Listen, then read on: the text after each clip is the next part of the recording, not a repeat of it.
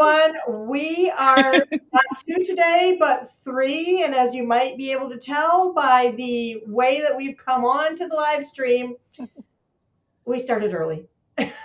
Yeah, we're already having fun. We are, and we're catching up because Jeff and I are joined today by Erin Longmoon, the CEO of Zephyr Connects, and we are going to talk about hiring and retention today, because the market has completely flipped from what it was before the pandemic. Today we have issues like quiet quitting, the buyer's market, and as business owners, it's very challenging because there's nothing else that's challenging as business owners right now. Yeah, right. Yeah, sure. Yeah. Okay.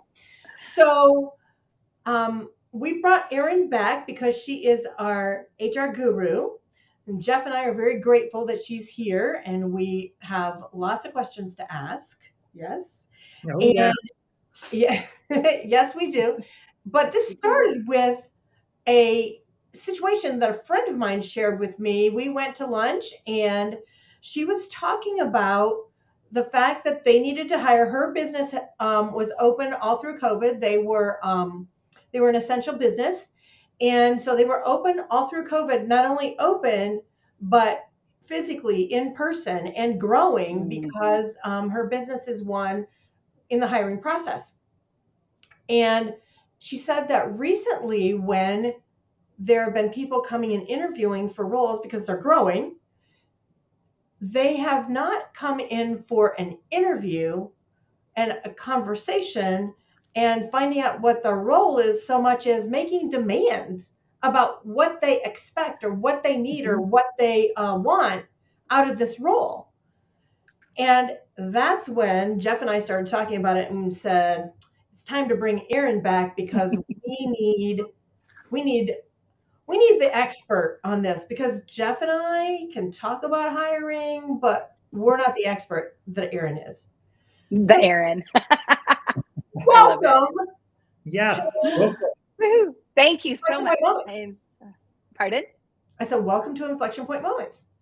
Thank you. I'm really excited to be back and really excited to dig into this topic as well. Yeah. Yes. So let's start with this. When you and I talked about it and I brought up the story of what had happened, you said, yes, this is about the buyer's market that's out there now, which I think is really interesting because I was familiar with a buyer's market or a seller's market in real estate, but I never, well, first of all, I don't know that of many times that there would have been a buyer's market before. But hearing that word just really made a light bulb go off. So can you talk to us a little bit about the buyer's market in hiring and retention at this point? Yeah, definitely. Happy to. So the concept is exactly spot on with real estate. It's really a similar idea or concept. So as you know, in real estate, sometimes you have a seller's market where the seller really has all the power in the negotiation. They have all the power in setting price and all of that. I don't know what that is. Some theme music, apparently. Some websites just start playing music. Woo, I love it. Let's start dancing. I was just going to say, who is that? And then I was like, oh, why is that little microphone thing on this browser that's not on the one? So it was you. Okay, good, because I wouldn't know what to do if that were me. Yeah, I was like, all right. So, oh my gosh, thank you for that. No reason, interject a little party in here. That's well, awesome. This is like what Rhonda and I talk about. We both tend to have like 100 Safari browsers open at a time. Yeah, right. One of them just decide to play music. I love it.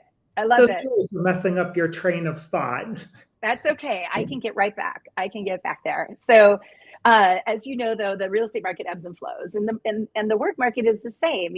So there's times when employers, same thing, and really has been most of our history, has all the power, right? Like they're the ones who determine the salaries, they determine the terms of employment. They usually are able to drive the relationship. But since the pandemic, and for a variety of reasons that I think we dug in a little bit in our last time we met, but we can also dig in again today, that has completely flipped. And so now it's really an employees market. And I mean, it's really basic, I don't know, basic information about like the higher your demand, right? The people on the other side of that have the power. So right now there are more employers needing employees than there are employees needing a job. So that allows the employees to drive the relationship and to drive the negotiation. So that's generally what a buyer's market, or basically an employees market, means. And actually, since you talked about that, it's kind of like once you see a black car, then you see tons of black cars. Yeah. Right. I have been seeing Right. more articles and just more information out there about this fact, and it's not because of the pandemic that exacerbated it, but Right. it's Right. population related that is causing this. Our population is not what it once was, and we're not bringing in as many immigrants as we had for at one period in time. And so there are reasons why there aren't as many people in the marketplace, and therefore the price for those people who are in the marketplace goes up. Yep, It, exactly. it's supply and demand. Yes, that's what Yeah. it is. It's basic economics, right? Which I'm no Mhm. economist, so bear with me. But it is the same exact concept. And you're right. I mean, there's actually a number of factors that I think are going into the situation that we're in right now. I mean, on one hand, we've got record low unemployment, which, on paper, that looks amazing, right? It's like, woohoo, not very many people are unemployed, and that's good for the economy, things like that. But at the same time, like you said, Rhonda, the population has shifted one from a much larger population of people who were sort of in the working phase of life to less and less of those people. So, there's a number of reasons too. There's also a lot of people that during the pandemic intentionally left the workforce or were forced out and decided to try their hand at doing something autonomous, like, being a solopreneur or working in some kind of a SaaS type of setup like Uber, or there's a plethora of them in bigger cities. So there's a lot of people who love that freedom. So I really think you can't point your finger at one reason. There's multifaceted reasons why, some people also needed to go back and homeschool their kids because their kids couldn't go to school. And maybe Yeah. that's actually working better for their family, right? So they're going to stay that way. So there's a lot of factors, but I think generally you're right. There's just far fewer people who need jobs than there are jobs that need people. So that is, whatever the reason, that is where we're at for sure. So like you said, that drives up the price, it drives up the value for the employees, like what it is that they need and want. And it isn't just money. I think we should definitely touch upon that. I think a lot of current research that's coming out is starting to show that although money is important and you must be competitive, it really isn't much of a choice anymore. But they do, like you said, have demands. They want more than just good money, because that doesn't, fulfill. It doesn't fulfill from the inside out, from the inside. So they're looking for a lot more than just a great paycheck.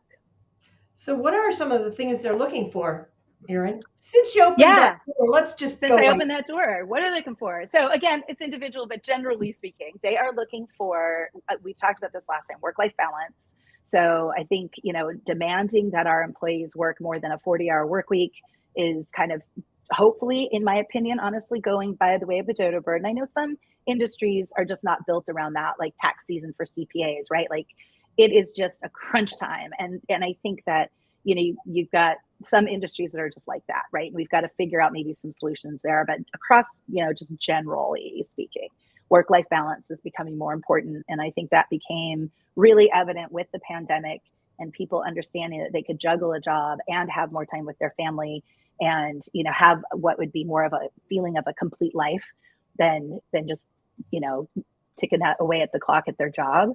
So that's one. Another big one, I think, and what I'm reading more and more, and this is what we were sort of predicting at Zephyr a while back, a couple of years ago, is people want more personal fulfillment through work. And if they're not going to get it through work, then work becomes less important to them. That's the whole sort of maybe part about quiet quitting, which we've been hearing a lot about. So they want fulfillment in life. And if it can't come from work, they'll look elsewhere for it. So by providing, if you can, like maybe I'm going into solution mode, but if you can find a way to connect the work that someone does to a bigger purpose and helps them feel that sense of fulfillment, then that's really helpful with retention and even hiring, actually. But I'm kind of digressing off of the list. Some of the other reasons are, the pandemic just brought up a lot of stuff for people with their families. So sometimes, their family dynamic, their whole family structure has needed to change. Whether it's, like I said, having to homeschool your kids, maybe they went off online, it's actually working better, or you just fundamentally don't want kids back in school just yet until you really know this pandemic is over. Things like that also are bringing people out of the workplace. But so those are some ideas. Well, and some people have children who are not school age yet. And so that in and of itself is going to be a situation where, depending on what the role was that whichever parent is staying home, because it doesn't have to be mom, it could be mom or dad, but totally. Depending on the role that the stay-at-home parent has, it may be smarter for them to stay home than pay for childcare. That's another thing that could be a challenge for them to find. Right. It's not like life wasn't complicated enough before the pandemic, but all those things that we just kept going, we didn't really pay much attention to. Yeah. Even more complicated and complex now. Yes. And Jeff, you were going to say something, and then I want to add on. But you go. I was glad that you had mentioned kind of what people are looking for, because I think that's something I've heard in small business circles is, man, I can't compete with these larger employers in my marketplace that are offering $15, $18, $20, $22 an hour for kind of entry-level jobs into the market. My small business handle that. And it's really nice to hear what you're seeing in the marketplace around some of these things that are other than money. Yes, you've got to be competitive. Don't offer someone a $7 wage in marketplace. However, there's some other ways that you can attract and quite frankly, probably retain talent, where smaller business can be more nimble than some of the much larger companies that are a little bit slower to kind of change with the times. Right. Yeah, definitely. I think small business employers are really uniquely placed and have a unique advantage if they're strategic and smart, and see it, and then do the things that they need to do to either enhance, pivot, shift, add, whatever's missing to make their place of employment a true great place to work, a truly attractive place to work. And I think, for some of our clients who really have this honed in, their attrition rate has been much lower throughout this whole, 3-year season that we've been in. And we have their hiring cycle is shorter. Like, we can fill their roles a lot faster so let's get into some terminology here. Value proposition, your employee value proposition, right? It is what you can offer an employee, what makes you unique, what makes you a great place to work. If you can hone in on what that is and come up with really clear messaging to share that, then you'll find, you get better hiring, better attraction to your open positions, and your retention is better as long as you're living it as well. You can't just talk about it. You got to be it. You got to really live and have your company really embody whatever this value proposition is that you're putting out there. Because lip service is figured out pretty fast. I mean, the other thing about this is employees are savvier than they ever have been because of the internet and the ability to educate ourselves. Now, and that's good and bad on some levels. Like, back in the past, people weren't necessarily as savvy about what was going on in their industry because they couldn't just look up salary research on their industry, for example, right? And now they know this. So if they get into a workplace and you aren't delivering what you promised you're going to deliver, they're going to leave, and they can leave quickly and get another job within a week or two, right? Like, the risk to an employee is significantly lower right now than it is to an employer. And so it's really important to realize that.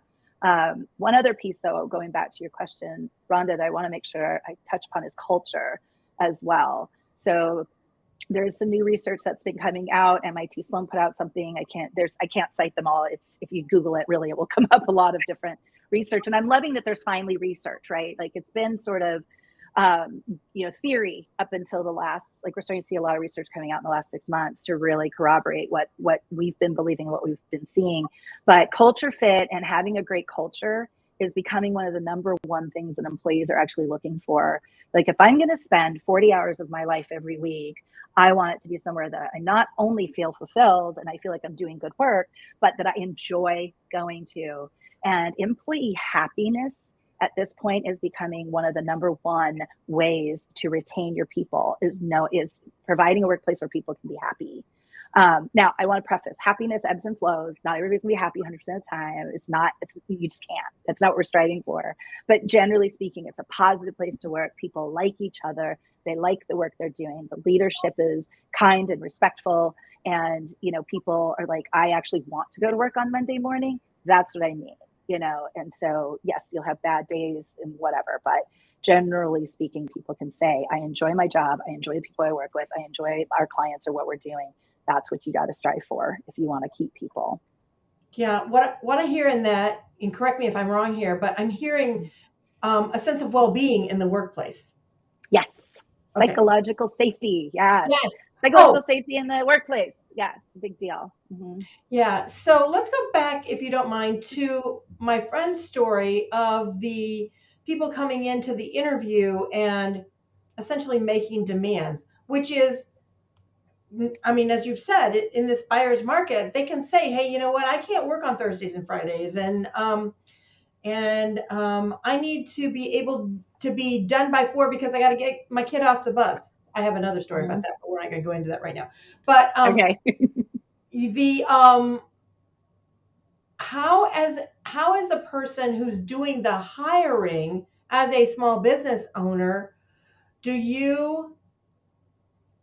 how do you deal with that coming at you? Speak English, Rhonda. Gotcha. I love it. And how do you, like, I don't know if I want to say shift your mindset, but respond to that in a way that's not like, well, forget you, I'll find somebody else, when that person may be the perfect match. If we can get past that hurdle of what one person wants versus what the other person was expecting to hear in the conversation. Yeah. How do two people talk to each other so they can find the mutual place of culture fit that could be perfect if we can get past this? And quite frankly, I'm really stunned. Maybe it's just me, but that somebody would come in and just, off the bat go, and I need this and I need this before we've ever had a conversation. Really? Yeah.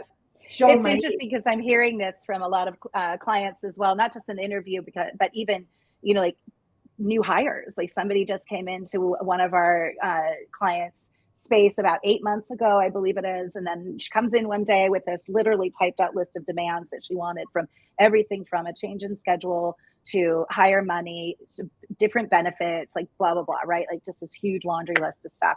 And sure, it's off-putting. I mean, my gosh, I think any employer's first knee-jerk reaction is like, who do you think you are? Like, what are you doing? Yeah. And I think what you nailed it, I think, with mindset. So let's start there. We also have to look at the history of work a little bit and just know, can't remember if I mentioned this last time, but you got to understand, like, we're going through this huge evolution of work. And just like we're going to do huge evolutions in other areas of humanness, right? And we're in a really big shift. So, the traditional work environment was very, you're lucky you have a job, so you better show up. And if I want you here 10 hours, you better be here for 10 hours. And, right or wrong, I'm not here to blame. It's just, that is what employers were doing. The Industrial Revolution, all the way through even women going to work. Women wanted to go to work, so they were willing to do whatever it took, right? So we set up this sort of foundation of employees being willing to be the ones to bend over backwards, do whatever it took, so we couldn't lose, we're not going to lose our jobs. And for a variety of reasons that we sort of touched upon, it's completely shifting, and employees are going, let's level this relationship. And the way I would really love mindset shifting to take place is thinking of the employee and the employer as a partnership. And it's something you co-create together. So if you're in an interview, for example, with a candidate whose resume looks really spot on, and you're super excited about aspects that you already know, and they come to this list of demands, if it were me, I would probably do let's step back from demands for a minute. Let's see if we have a partnership that will work. And then let's talk about what you need to make this partnership work. And I'll talk about what I need to make this partnership work, and see if we can find that ground where it's benefiting both of us. But before we go there, let's take a minute and date. Let's have our interview. Let's find out if we're a good fit for each other. And I think if you're just really transparent and open about it, and if somebody's like, okay, wait a minute, you want something more from me than just to use me as like slave labor, right? Like, okay, I'll meet you there. And if they say no, if they stay focused on demands, that right there is probably not the right culture fit for you, right? So you've just dodged a bullet, right? And if that's all they care about is this list of demands, and they don't want to help be a part of something you're trying to grow or achieve, then yeah, go a different way and keep looking for that partner. So that's some of the a great tip on how to respond to something like that, especially as a small business owner. If you're in there and you're not used to that, yeah, you're definitely not. It would definitely be an off-putting. I mean, several years ago, that would have been, thanks for coming in. We appreciate your time, and you're immediately escorted out. Right. Where now it's a little bit of I think a challenge to evolve to. One of the things that I'm really interesting about in talking to you about is this concept of quiet quitting. Yeah. And from your perspective, what is it? And then from your perspective on what it is, why would people be doing this versus just flat out quitting if they know they could find something else in a matter of a week or two, which is it's just fascinating to me that, people are willing to quiet quit, but not actually pull the ripcord and quit. Right. Yet, I guess I don't see how, as an employee, I could still be happy even if I went along with this quiet quitting. I'm still going to be miserable more than likely. Right. And Jeff, I have to admit, I still think there's a lot for us to learn about what this is. This new terminology came out and what's driving it. But I do think that part of it is this idea that, and where it came from, we can talk about that separately, but that there's this idea that, again, the history of work is to treat employees poorly and to expect a lot out of them, and that a paycheck alone is supposed to be enough of a value trade, right? You work for me, I pay you, that's enough. And I think a lot of people in the newer generations have seen their parents completely burnt out, have seen their parents lose a job after being at their company for 20 years. They've seen their parents job hop. Some of them maybe even had to file bankruptcy, right? Because of not being respected as an employee, whatever their viewpoint, it shapes the way they see the world of work. And then comes this pandemic, which kind of allowed everybody to step back and reevaluate their life and kind of put a pause, right? A long enough pause that everybody could take that moment, reflect, and decide that they wanted something different. So quiet quitting, I think, isn't necessarily, and this is my theory, that people who are actually quiet quitting are not people who actually want to go find a job where they're going to be super engaged necessarily. They are just thinking, in order for me to have work-life balance, I need work to not be a significant priority.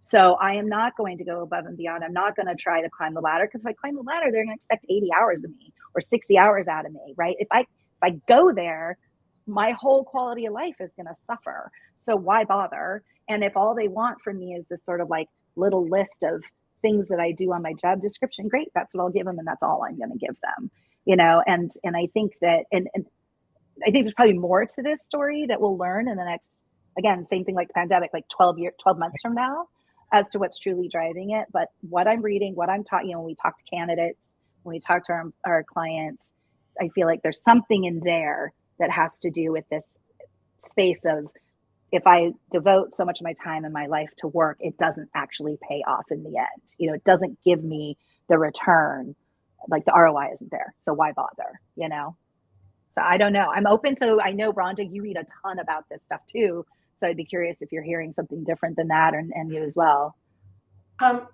Actually, I think this is a really interesting topic for a lot of reasons. I have two places that I would like to go with this. Number one, I don't think, and quiet quitting is there's like, my brain is going so many different directions right now. Mm-hmm, So mm-hmm. is quiet quitting the same thing as a disengaged employee that Gallup talks about? And there may be some similarities between those two things. Mm-hmm. Disengaged employee is somebody, Erin, you probably can say this better than I can. A disengaged employee is someone who is not completely committed and going the extra mile for the company that they work for. They are literally doing what is needed and that's it. Right. That's what they're getting paid for. Right. Yeah. Exactly. And especially in a lot of roles where we're not asking that person to cure cancer. We're Right. asking Right. that person to do something that needs to be done in the organization, and it's an important thing. But until we spend the time as the business owner to help them see why this is really important for us Mm-hmm. to reach the mission of our organization, Mm-hmm. they feel like a cog in the wheel. Exactly. So Yes, there's I think that. you're right. Yeah. Mm-hmm. Um, there's another part that of me that says, you know what, at certain times at certain seasons of your life, maybe you're not going to be spending 12 hours a day at work. Yeah. Maybe because you have small children at home and your childcare situation is what it is, you have to have good boundaries on how much time you can spend at work. This does not mean that you don't care about the work you do. It Right. means that you're balancing, and that's that whole work-life balance, living a complete life thing that you talked about earlier. And then the last thing on quiet quitting is there are there are people that I know who were climbing the ladder. There are four Mm-hmm. of them specifically that I would tell you their names, but I'm not going to right now. Yeah. Yeah. Who were climbing the ladder, who had been very successful in climbing the ladder, and they got to a place where they said, the trade-offs I got to make Mm-hmm. in my life to do what I'm doing in work, when basically, and one of them specifically said this to me when they walked away, because I'm not calling it quitting, even though that's what they did. They quit, but they walked Right. away. They made a conscious decision that I'm not willing to play this game anymore, because if something happened and they canned me, there'd be somebody coming right up behind me to take my role. They will Right. not miss me for an instant. There will not be Right. a beat where they're missing things. And this was four incredibly talented young men who are in the Columbus Metro that did Wow. that. And it was a year or two before the pandemic when they did it. Yeah. And I know a number of people who've done the same thing for the same Mm. exact reason. I even just I was at a CEO luncheon and the speaker was talking about the exact same story, you know? And so I think that speaks back to the idea of partnership for one thing. Like if you really feel like you're partnering with your employer and the employer is partnering with your employee to achieve a common like goal, then, you know, that helps a lot with them feeling like they're connected to what's going on and why their role is important, even if it is like, you know, the person who's entering the bills in the accounting system, or whether it's the person who's making sure there's copy paper in the printer. It doesn't matter. Every level is really, really important. And I Right. think that that's also part of, you know, the mindset shift the employers really need to have is you cannot have a successful business without people. You have an idea and that's all you have. You can't deliver it, you can't grow it, you can't improve it, you can't innovate. You can do nothing without people. So if you can see your people as your greatest asset and treat them like partnerships, I'm not saying you have to make them partners, obviously. I just mean the relationship is a partnership, right? Right. Then that helps, I think, a lot of that. The other thing, this is kind of going back 2 steps, so I hope it doesn't confuse people who are watching a little bit. The other thing that's significantly different about our life now than it was in the past is we have so much access to things like leisure activities, right, than we used to have. Back in the day when you came home, you had to cook a home meal. Like it took a couple of hours to cook a meal to feed your family, or you had to go and work in your farm after you came home from your factory job, or you had like work was just sort of a dusk till dawn kind of, or a dawn till dusk kind of thing, you know? And now it isn't as much. We've got, I know, yeah, well, for some people, for sure. So it's like, you know, that is a part of it too, is now we can get meal kits. We have so much convenience that we've opened ourselves up to now having more leisure. And I honestly think, you know, think about it as you're an employee, right? You're like, I have this one life to live. What do I want to do with it? And I don't want to be on my deathbed when I'm 85 thinking, wow, you know, I did great at work, but I didn't play. I don't know my kids. I don't have very many friends. Like I really didn't have a lot of joy, a lot of happiness. You know, I think that's a part of what sort of the pandemic opened up, is those existential questions. And then here we are, we've got access to all these cool things to do now. I mean, my gosh, you can take pottery, you can, you know, paddleboard, you can skydive. I mean, we just have access to so many different things that people are like, well, that's way more fun than going to my job, right? So I think there's a little element there too that we have to remember. The whole culture of everything, the economy, the way we do work, the way we do industry, the way we do everything is completely shifting. And you know, I think about AI and automation and how that impacts things too. So it's complex moving parts. There's no one like right explanation or one right solution either. But this is why mindset has to start to really shift and go, how do we work with this then? How do we become partners in this and work with this? Yeah. Yeah. Yasmin Robles. I'm sorry, Jeff, were you going to say something? Yeah. Oh, go ahead. I just saw. Okay. Yasmin Robles has a great comment. Thanks, Yasmin, for sharing this with us. She says, in my experience, everyone I've asked about quiet quitting has said that they're now doing what they were hired for. They're tired of, quote, playing the game with no real idea if they'll ever get rewarded for it. Yep. I mean, and you know, I'll be honest, that's a big one in small business too. So we can't, like, let's not just say that's a corporate problem. That's actually a really big issue in small business, because, you know, I'm a small business employer and I have a small team and we're trying to achieve these really big goals. So sometimes I'm asking my team to do things outside the guardrails of their job description, you know, and so I think that you're totally spot on, Yasmin, that I think a lot of people are doing that. They're like, I was hired for this job. They keep asking me to do more. They're not paying me more. I'm not getting bonuses. I'm not getting whatever it is that I want to recognize the fact that I'm doing more. So why should I? And I think it's a valuable question. Like, I don't know. One of the reasons why I'm an employer and not an employee is because I would be that person, just so y'all know, as we're talking about this. It would be me, number one person. I'd be like, this is what you hired me for. What more do you want from me? And if you want more, I'll give it. But what do I get in return? And that's, again, goes back to the idea of partnership. And I don't like the game of tit for tat. That just is sort of negative. The positive side of that coin is, great, let's partner together and figure out how to solve this problem. My small company needs some problems being solved right now, and this is the team we have. So what can we do as a team to solve this problem? And then you get so much more buy-in. I think, you know, when my team, we had a down summer because everybody decided to go on vacation. So, okay, no one's hiring during June and July. I know, I don't blame them. They all went to Italy, I think. But, you know, so we're like, okay, we really need to like get the word out about us. We need to network. We need to go back and ask for referrals. We need to do some things to kind of get us through. And, you know, when my team came together and we're like, here's where we're at. Here's where we need to be. What do y'all think? They're like, I'll do some cold calls. I'll call our clients. I will go help build a list of potential companies that could be of interest to us. And like the whole team rallied together because there is this sense of partnership and they're all in this together. This is not my company and they're my team. This is a we, you know, we are trying to accomplish our goals. So I don't know, Yasmin, I'd be curious if you're still here, like what you think of that, that sort of response to this whole playing the game kind of a mentality that's going on. I think it's harder for employees to turn to employers and say, let's partner. It really needs to come from the leadership. That mindset has to come from the leadership and approach the employees with this concept.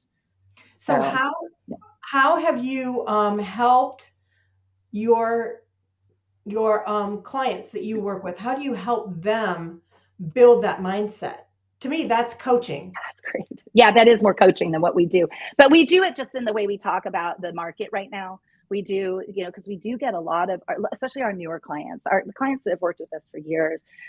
We've just sort of helped gradually shift this mindset because they're seeing that as they're bringing in the right people, the culture fit, their ideal fit people, that they can do so much more with a smaller team. And, so we've talked to them about what are your core values. When we work with clients, right, like we're trying to figure out the core values of that company, the culture of the company, the leadership style of the company. So if we hear something in that sort of discovery phase, we're like, that's maybe not quite the right mindset for today's market, then we have that conversation. We're like, in today's market, whether you like it or don't, that's kind of irrelevant. This is what it is. Right. Just like the real estate market. You may hate that it's a buyer's market, but if you're a seller or vice versa, but you can't change that. You just have to figure out the best how to leverage that and how to use it to both people's advantages, right? Exactly. So we just coach through conversation, and then when we hire the right people, they kind of get it. They kind of get how partnering with them and getting the right people on their team can shift everything. That makes a world of difference when you align the right people to the company's culture. And I love what you talked about with your team, making it a we. Yeah. Because I think so long it's been kind of a one-sided.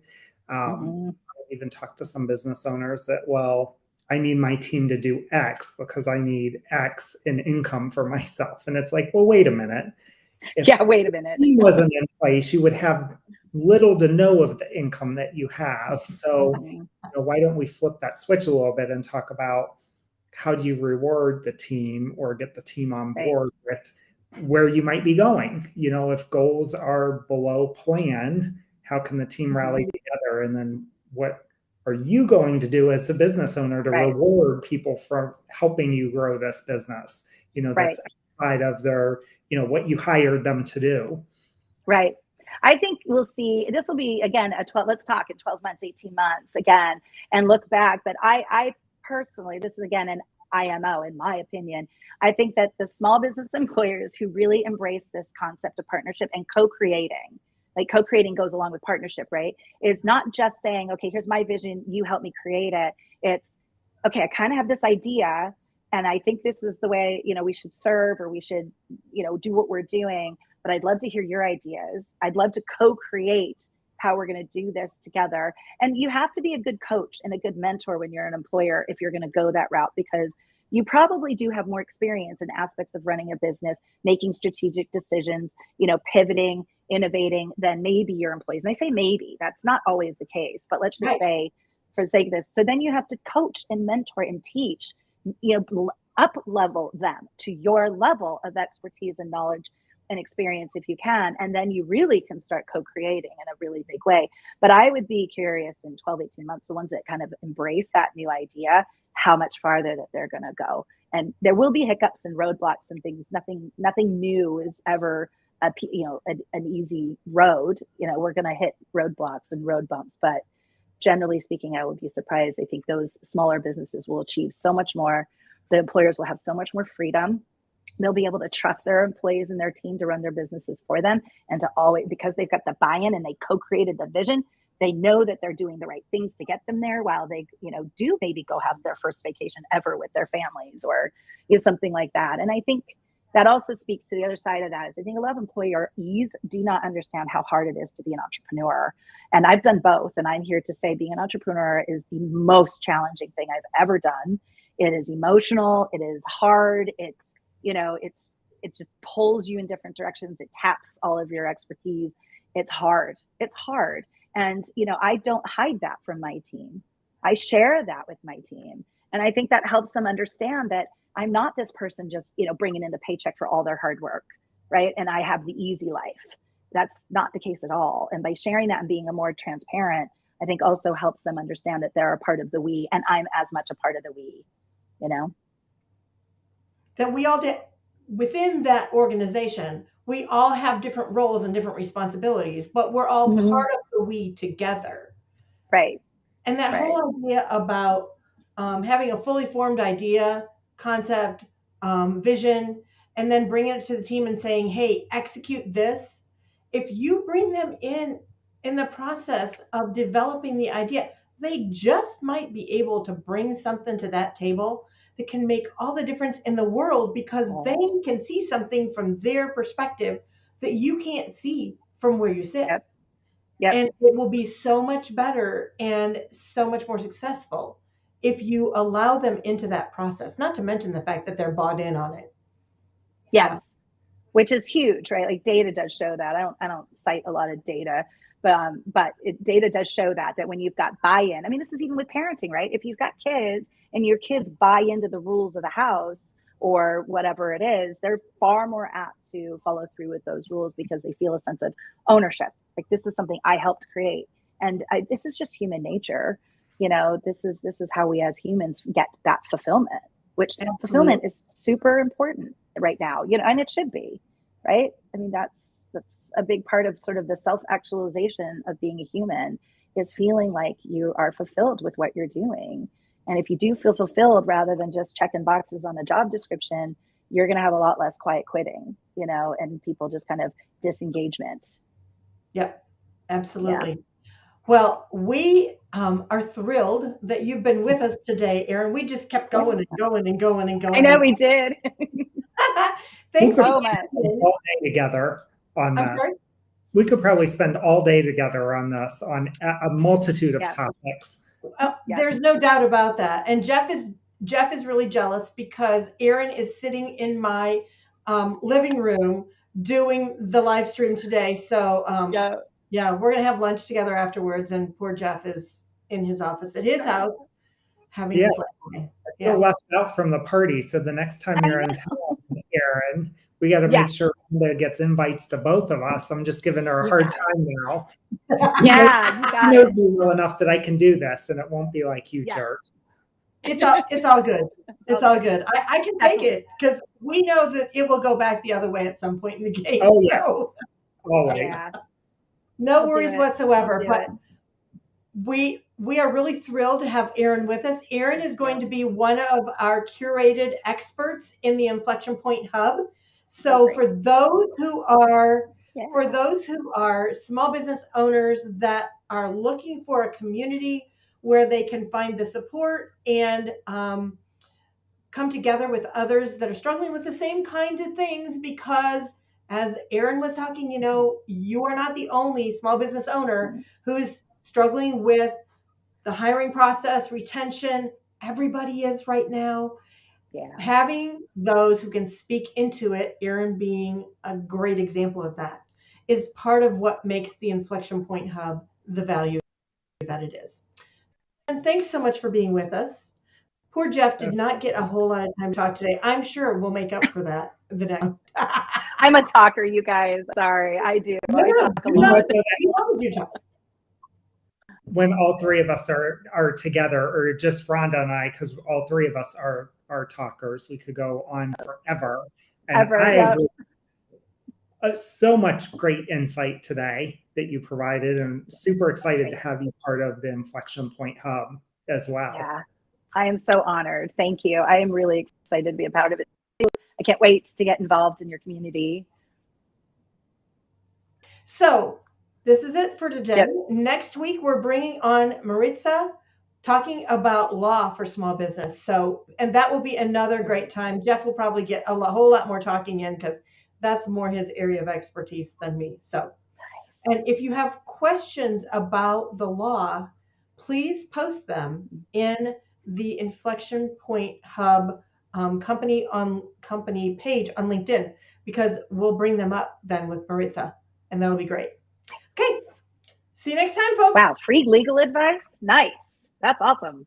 You're going to be posting. Is that what you're saying, Erin? I said, yeah. I was just saying free legal advice is priceless.